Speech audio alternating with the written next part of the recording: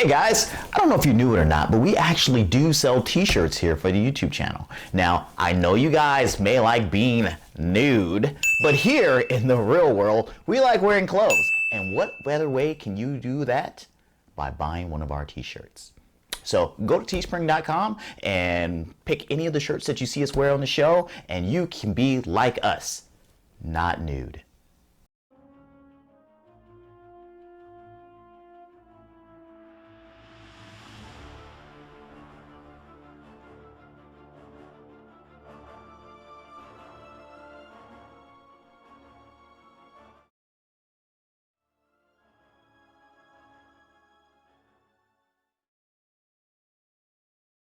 Hi guys, welcome to the Rule of Two, where the Star Wars news saga continues. I'm Terrence. I'm Art. And we're really glad to have Art back here on the Rule of Two. I've been doing this for some time by myself, and So I don't kind of like the Rule of One? It was the Rule of One. You know, I kept saying it to myself every time I would say the Rule of Two, and it was only me here, and I was like, somebody's gonna call that out one day.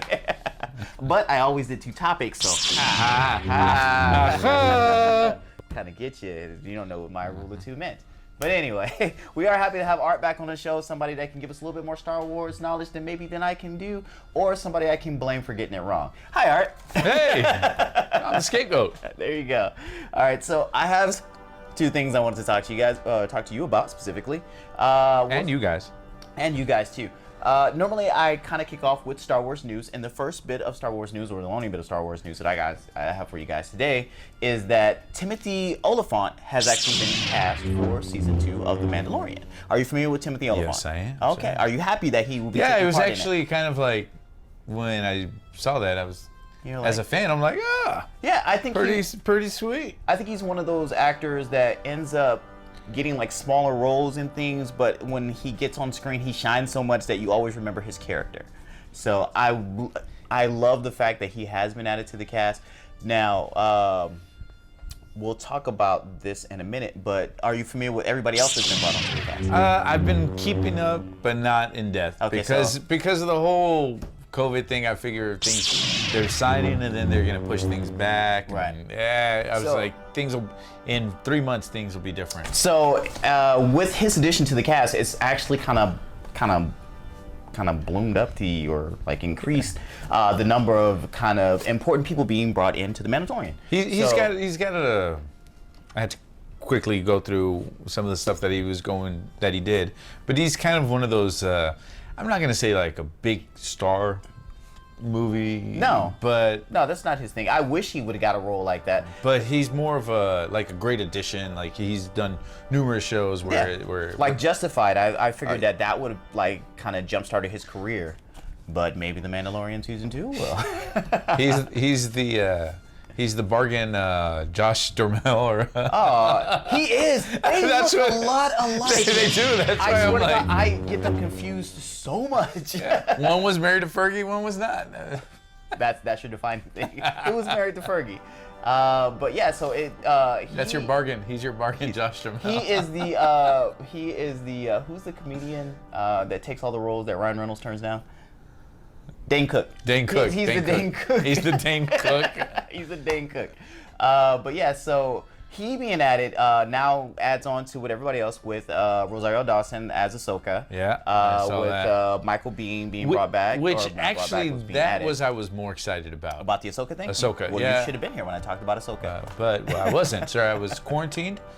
Like the rest of the world. Like the rest of the world. Okay. Somebody could have done Zoo. But anyway, so Michael Bihn's also been added to the cast.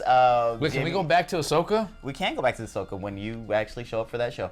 So Jamie Lee Curtis has also been added to the cast. And then Rosario Dawson's going to be Ahsoka. And then which Rosario is like, Dawson, but we actually, about that character is... Do you want to talk about Ahsoka? Let's talk about Ahsoka. Let's talk about Let's Ahsoka. derail my news here. So we'll get to Ahsoka. Let me go on to Timoth Olyphant thing. All right, so like I said, if you guys are familiar with Timoth Olyphant, he was in the old Hitman movie as Agent 47. Squint one eye when you're looking at a photo of Josh Duhamel. Man, he does look like him. So he was in the original Hitman movie as Agent 47. He was also in the Justified series. He was even in the movie The Crazies, and he was in Deadwood. Deadwood? Yeah, he was in Deadwood. So he's been in some things, and if you probably, like I said, because of the confusion, you probably are more familiar with him than you think you are. You've probably seen a show or a movie where he's been in. That he's been in. Like I said, the FX series for Justified was pretty popular. Like I said, I really thought that was going to kick off his career. It didn't do what I thought it was going to do for him. But one of the... I know which movie he was in that everyone's seen. What? I Am 4. Oh, God. I mean, there's some people. I'm one of the ones. Yeah, exactly. Yes. I mean, we don't all want to admit it, but we all saw I Am 4. Yeah, we did. We did see that one. But anyway, so one of the great things about him being cast is that there's rumors, because we need to know who he will be cast as, right? So the one rumor that I saw, and this was from Slasher Films, I believe it was posted on their website, and even on Star Wars Newsnet, because they even mentioned that they got it from there too. Is that he is thought to be cast as Cobb Vanth. Now, I wasn't that familiar with this character. I'm not familiar with that character. I had to look up a little bit of the lore about this particular character, and this character is kind of a lawman for Tatooine. His character takes place after Return of the Jedi, specifically more along the lines after the fall of the Empire. After the escape from Jabba's palace, from the sail barge. Oh, so it's like after that event happens, he happens to come on to Tatooine, and he says that he kind of wants to bring justice to the I think it's Freedom Town or something like that. Correct me in the comments below. So just so I'm correct on this is Empire Strikes Back, between Empire and A New Hope. Around the time of while Return of the Jedi is going on, either not directly Hope, Return of the Jedi. Yeah, directly after those events, or somewhere in the aftermath of at least the escape from Jabba's. Okay. From Jabba. Okay. It doesn't say specifically like, hey, the Empire had fallen, but it does reference his time of kind of dishing out law to Tatooine. Is in a more of a, like, the Empire has already crumbled at that point. So when he becomes lawman, from the part that I looked up, I couldn't quite get a clear indication, but it is around that time. Okay. So if he is going to be playing something like that, that means that we're probably going to be seeing more things happen on Tatooine, right? But also looking into the character, it says that he meets Jawas and requests armor from them, and the armor that they give him is a Mandalorian armor. Right. So one of the biggest things that you weren't here for, and you want to talk about. I was here for it, sir, just not here. You weren't here for it. Was a Tamara Morrison casting, which gave everybody the thought that maybe Boba does survive the Sarlacc pit. In the lore for Cobb Vanth, it says that he gets Mandalorian armor, which kind of hints at that maybe he did not, and the Jawas found that armor. And I apologize for not knowing this. Okay. But is the lore for this character Disney canon? It is Wikipedia, which is probably as close to as, until Disney says for certain what they're doing as far as canon. That's the closest thing we have to canon. Okay. Because there's so many things that are out there. When you reference a character that has already been touched on in Legends lore and stuff like that, we kind of have to assume that that's where they're going to go with it. But to be honest, we really don't know. Yeah. Right? So that leads me into my question for you.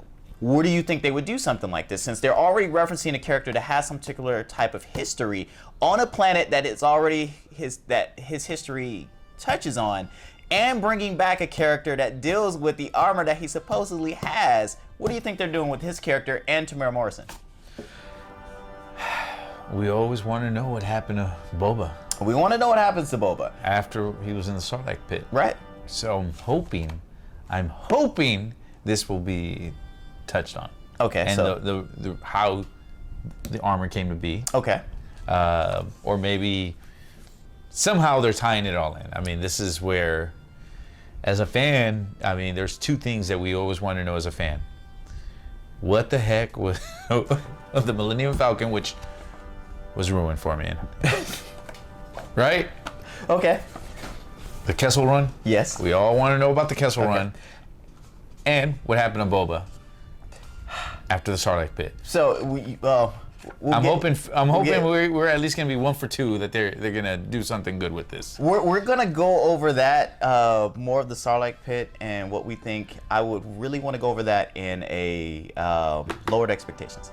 So I really want to go over that in lowered expectations. Wait, guys, are you still here? I'm glad you're still here. All right, so if you look down, I mean, it's somewhere over here. Look down.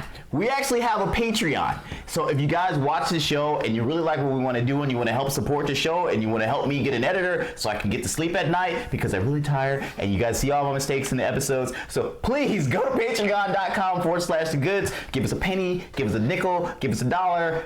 Just don't give us the finger. Don't do that. But make sure you do donate something because we do have some giveaways. There's posters, there's t-shirts. I'll sign something for you. Exactly. So take a look, guys, and help us out. We appreciate it.